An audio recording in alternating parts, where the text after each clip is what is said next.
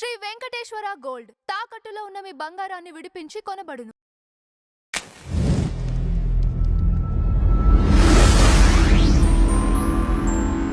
నమస్కారం పంతజ్. నమస్తే. Tollywood Twitter war అనేది ఎవరో ఒకరి మధ్య జరుగుతూనే ఉంటుంది.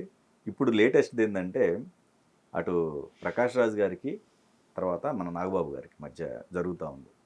ఈయన జస్ట్ ఆస్కింగ్ పేరుతో పవన్ కళ్యాణ్ గారిని ఏదో సందర్భంలో గెలుతూనే ఉంటారు. అవును. అయితే అది ఈ మధ్య కొంచెం శృతి మించిందా అనిపిస్తుంది. ఆయన పరంగా అది ఓకే, ఆయన పరంగా ట్వీట్ చేయడం, బట్ అది బండ్ల గణేష్ గారు రియాక్ట్ అవ్వటం కావచ్చు, వీళ్ళందరూ రియాక్షన్స్ వస్తుంటే మీకేమనిపిస్తుంది? అంటే బండ్ల గణేష్ కొంచెం దూకుడుగా వెళ్ళాడు. అంటే తను పవనేశ్వర అని పిలుస్తాడు కదండి ఆయన్ని, పవన్ కళ్యాణ్ని. ఈ తన దేవుడైనటువంటి పవనేశ్వరుడిని అంటాడా అనేటువంటి ఒక చిరాకుని ప్రదర్శించాడు ఆయన. ఆ ప్రదర్శించే క్రమంలో అసలు విషయాన్ని మర్చిపోయి కొంచెం అగ్రెసివ్గా మాట్లాడాడు అతను.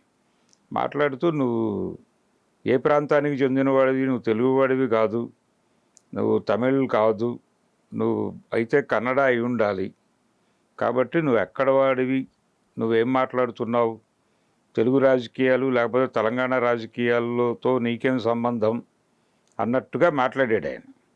ఇది నిజానికి అక్కడ జరిగిన వివాదానికి ఏమాత్రము సంబంధం లేని వ్యవహారంతో పాటు ఎవరూ సీరియస్గా పట్టించుకోలేదు. కానీ గొడవకి కావలసిన కంటెంట్ ఉంది దానిలో, బండ్ల గణేష్ మాట్లాడిన దానిలో. అంటే ఆల్రెడీ జరుగుతున్న గొడవ అదే. మీరు ఆంధ్ర ప్రాంతానికి చెందిన వాళ్ళు ఇక్కడికి వచ్చి రాజకీయాలు చేస్తారేమిటి అని తెలంగాణ సమాజం నుంచి పవన్ కళ్యాణ్ ముందే కొన్ని ప్రశ్నలు పెట్టున్నారు. ఈ టైంలో ఈయన ప్రకాష్ రాజ్ మీద అవే ప్రశ్నలు పెడుతున్నాడు. నువ్వెక్కడ, నువ్వు కర్ణాటక వాడు ఇక్కడికి వచ్చి మాట్లాడతావు ఏంటంటే, మరి మీ పవన్ కళ్యాణ్ మాట్లాడుతున్నాడు కదా అంటాడు ఆయన. అలాంటి మార్జిన్ ఇచ్చి గొడవకి దిక్కకూడదు, అది తప్పు. సరే, ఆయన ఏదో ఎమోషన్లో చేసేసాడు, అది అయిపోయింది. ప్రకాష్ రాజ్ దాని మీద రియాక్ట్ కాల, లక్కీగా వదిలిపెట్టేశాడు. సరే, నువ్వేదో నీ భక్తి నువ్వు మాట్లాడతావు కానీ అన్నట్టుగా వదిలేశాడు ఆయన. ఇప్పుడు ఆయనకి నాగబాబు ట్వీట్లో విషయం కనిపించింది. ఆయన ఈ తెలంగాణ సంబంధించి, పవన్ కళ్యాణ్ పర్యటనకు సంబంధించి తెలంగాణ సమాజం నుంచి వచ్చినటువంటి రకరకాల ప్రశ్నలను దృష్టిలో పెట్టుకుని జన సైనికుల్ని మోటివేట్ చేయడం కోసం ఆయన ఒక ట్వీట్ చేశాడు నాగబాబు. ఆ ట్వీట్లో మీరు ఏవి పట్టించుకోకుండా బయట 100 మాట్లాడతారు, ఇవన్నీ వినకండి, మీరు స్ట్రైట్గా నాయకుడు ఏం చెప్తున్నాడో అది మాత్రమే వినండి, దాన్ని ఫాలో అవ్వండి, నాయకుడిని ఫాలో అవ్వండి. ఆయనే మనకి వివరణ ఇస్తాడు. ఆయన వివరణ ఇచ్చే లోపు ఇంకెవరు గందరగోళపరిచే ప్రయత్నం చేయకండి, మీరు స్ట్రైట్గా నాయకుడిని అనుసరించి నడవండి అని ఈయన ఒక పొయిటిక్గా రాసుకుంటూ వెళ్ళాడు. వెళ్ళి ఇదంతా మోటివేషనల్ స్పీచ్ అని అనుకున్నాడు ఆయన. ఈయన దానిలో ప్రజాస్వామ్యాన్ని వెతికే ప్రయత్నం చేశాడు ప్రకాష్ రాజ్. వెతికి జనాలు ఎలా కనిపిస్తున్నారు నీకు నాగబాబు అంటే, ఏ ప్రశ్న అడగకూడదా, మీ నాయకుడు చెప్పింది కేవలం మీ నాయకుడు చెప్పిందే విని గుడ్డిగా అనుసరించడానికి వీళ్ళు ఏమన్నా గొర్రెలు అనుకుంటున్నావా? జనం గొర్రెలు కాదు కదా, వాళ్ళకి బుర్రలు ఉంటాయి, వాళ్ళు ఆలోచిస్తారు, బయట వాళ్ళు మాట్లాడేది వింటారు, మీ నాయకుడు చెప్పేది వింటారు, రెండూ బేరీజ్ వేసుకుంటారు, ఎవరితో నడవాలో వాళ్ళే నిర్ణయం తీసుకుంటారు, నువ్వెవడు చెప్పడానికి, నాయకుడు వెనకే నడు, నాయకుడు చెప్పిందే విను అని చెప్పడం డెమోక్రటిక్గా ఎలా కరెక్టు అని ఈయన ఆయన్ని గిల్లాడు. ఇంకా ఆయన రియాక్ట్ కాల. ఆయన కూడా నాకు తెలిసి ప్రకాష్ రాజ్ ట్వీట్కి ప్రతిస్పందించడు అని నమ్ముతున్నాను నేను.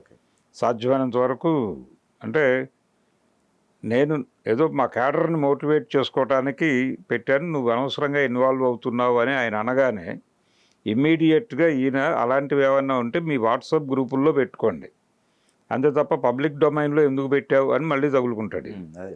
అందుకని ఈ వివాదం అది కొనసాగుతుంది. అంటే సీరియల్ లాగా కొనసాగించే సమర్థత ఉంది అతనికి, ప్రకాష్ రాజ్కి. అందుకని ఆ విషయం ఈయనకి తెలుసు, వాళ్ళిద్దరూ ఫ్రెండ్సే. గతంలో మా ఎన్నికలు జరిగినప్పుడు ఈయనే ఆయన్ని భుజానేసుకుని ప్రచారం చేశాడు. మోస్ట్ ఎలిజిబుల్ క్యాండిడేట్ అని కూడా చెప్పాడు ఆయన. అయితే ఆ ఎన్నికల్లో మంచు విష్ణు గెలిచాడు. అది ఒక రకంగా మెగా కాంపౌండ్కి మంచు కాంపౌండ్కి జరిగిన యుద్ధంలాగా నడిచింది. అది నడిచింది, దానిలో చాలా కోణాలు బయటకు వచ్చినాయి. ఎన్ని వచ్చినప్పటికీ ప్రకాష్ రాజుకి బలంగా వెనకాల దన్నుగా నిలబడ్డారు వీళ్ళు. ఒక చిరంజీవి గారు ఎక్కువ పూసుకోలేదు, కానీ నాగబాబు టోటల్గా ఓన్ చేసుకున్నాడు ఆ క్యాంపెయినింగ్ అంతా కూడా ఆయన డిజైన్ చేసి నడిపించాడు. అవును, అది చాలా భయంకరమైన ఎలక్షన్లు అండి. ఇంకా తర్వాత అంత టెంపో బిల్డ్ చేయగలమా లేదా అనే ఉద్దేశంతో తర్వాత ఎన్నికలు వద్దనుకుంటున్నట్టున్నారు ఇప్పుడు. లేవు, ఆయన దయ, విష్ణు గారి దయ. నువ్వు అయినప్పటికీ ఒక గొడవ జరిగి ఉండాలి. ఇప్పుడు కూడా ఇప్పుడు ఆయన చేసిన ట్వీట్ మీద నాగబాబు గారు స్పందించలేదు, కానీ హేమ గారు ఇలాంటి వాళ్ళు ఎక్కడో మాట్లాడే ప్రయత్నం చేస్తున్నారు. ఆవిడ వీడియో పెట్టింది ఆవిడ.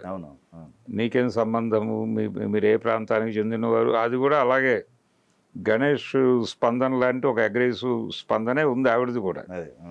అంటే ఆవిడ ఈ మధ్య దాసరి గారి విగ్రహం దగ్గర ఒక మాట అన్నారు, మీరు ఈ టైంలో ఉంటే బాగుండేది, నన్ను గైడ్ చేసేవారు, నేను పొలిటికల్ ఎంట్రీ ఇవ్వాలనుకుంటున్నాను, ఈ టైంలో మీరుంటే నన్ను బాగా గైడ్ చేసేవారు అని ఆవిడ మాట్లాడింది అక్కడ.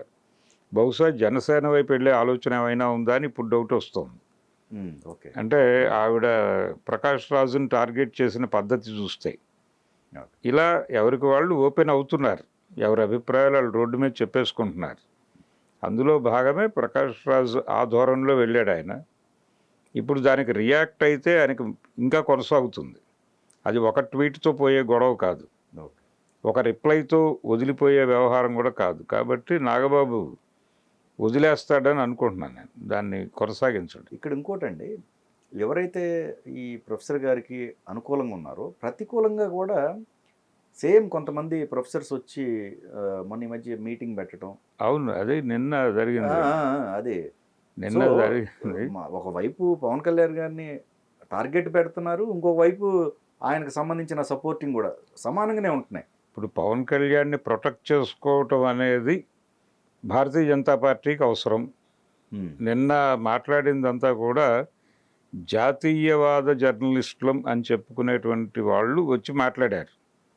ఈ జాతీయవాద జర్నలిస్టులు అందరూ కూడా ఆల్రెడీ వాళ్ళతో సంబంధాల్లో ఉన్నవాళ్ళే, బీజేపీ లింకులో ఉన్నవాళ్ళే, లేకపోతే సంఘ్ పరివార లింకులో ఉన్నవాళ్ళే.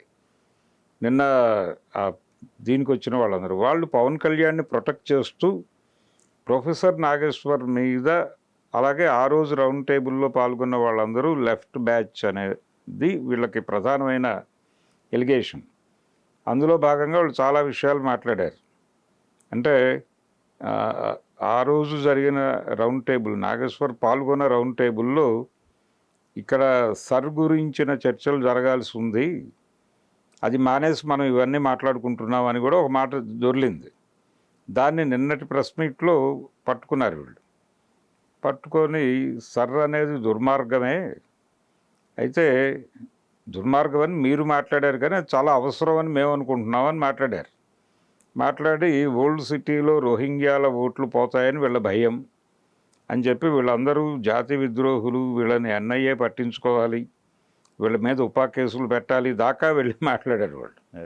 కాబట్టి ఆ పద్ధతిలో వాళ్ళు, అంటే ఇది యాక్చువల్గా పవన్ కళ్యాణ్ ఇంట్రెస్ట్తో జరిగిన గొడవ కాదు, ఇది టోటల్గా రేపు రాబోయే ఎన్నికల్లో ఇక్కడ కాషాయ ప్రభుత్వాన్ని ఏర్పాటు చేయాలి అని ఆయన అభిప్రాయంగా ప్రధాని చెప్పెళ్ళాడు. ప్రధాని గారి ఉపన్యాసం అయిపోయిన తర్వాత జరిగిన పరిణామాలు ఇవన్నీ వరుసగా, వీటన్నిటికీ ఒక సీక్వెల్ ఆర్డర్ ఉంది. ఇంకొక ఇండికేషన్ కూడా ఇచ్చారు కదండి ఆయన, రేవంత్ రెడ్డి గారికి కూడా. అది వేరు, అంటే ఆ ప్రభుత్వానికి మీరు నాయకత్వం వహిస్తే బాగుంటుందని చెప్పాడు ఆయన. ఆయన పెడితే పెడతాడు, అంటే ఆయన దృష్టిలో ఇద్దరున్నారు. వాళ్ళు ప్రతి చోట బయట నుంచి ముఖ్యమంత్రులను ఎన్నుకుంటున్నారు. ఇప్పుడు బెంగాల్లో అధికారిని కూడా తృణమూల్ కాంగ్రెస్ నుంచి పట్టుకొచ్చి పెట్టారు. అలాగే అస్సాంలో కూడా అదే చేశారు, వాళ్ళు బయట నుంచి తీసుకొచ్చే పెట్టారు, కాంగ్రెస్లో ఉన్న అతన్ని తీసుకొచ్చి ఇక్కడ వాడారు. అలాగే ఇక్కడ కూడా తెలంగాణలో కూడా అలాంటి ఆఫర్ ఉంది. అయితే యాక్చువల్గా వాళ్ళ మనసులో ఉన్నదైతే రావడానికి సిద్ధపడితే హరీష్ రావుని పట్టుకొద్దామనే ఐడియా కూడా ఉంది వాళ్ళకి. పట్టుకు రావాలి, ఒకవేళ అది కుదరకపోతే నెక్స్ట్ ఆప్షన్ వాళ్ళ మనసులో ఉన్నది రేవంత్ రెడ్డి. అందుకని ఆయన కొంచెం లౌక్యంగా ఒక హింట్ ఇచ్చాడు, ఈయన కూడా నవ్వుతూ సమాధానం చెప్పాడు, అంతవరకే. ఇక్కడ పవన్ కళ్యాణ్ని చంద్రబాబు అంటే రేపు తెలుగుదేశం పార్టీ కూడా ఎంట్రీ ఇస్తుంది ఒక నెల రోజుల లోపే. అంటే వీళ్ళు కాన్షియస్గా ఇక్కడ Andhra vote bank consolidation programme ఒకటి జరుగుతుంది.